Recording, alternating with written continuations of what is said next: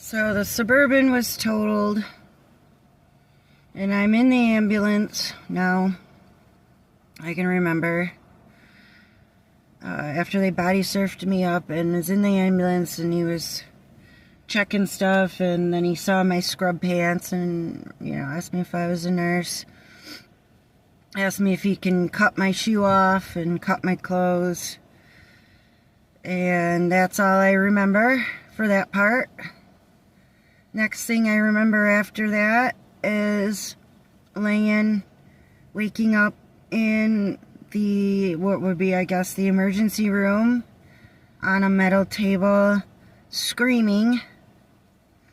And there was a young man, doctor, president, whatever, who came into my view and said something about my foot, that my foot is hanging off and he's got to put it back or something.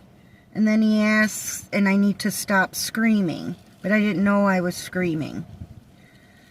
And my husband says that's when they were calling him, trying to get a hold of him, and in the background he asked the nurse, he said, "Is that her screaming in the background?" And the nurse was like, "No."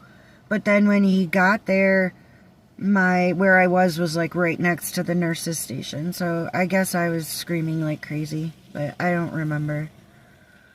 And so the doctor says to me, I guess I was being annoying with the screaming, and I say, "No, I don't want to see my foot."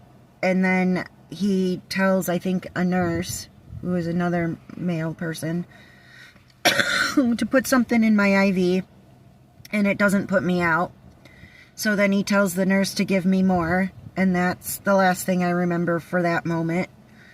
The next thing I remember is I am awake again, and I'm being prepped for surgery, and the surgeon comes in. It was the first time I remember meeting him, and so I wake up, I come to or whatever, and there's a nurse and a trainee there, and they're telling me to take the antibacterial wipes and wipe myself off, that I'm having surgery.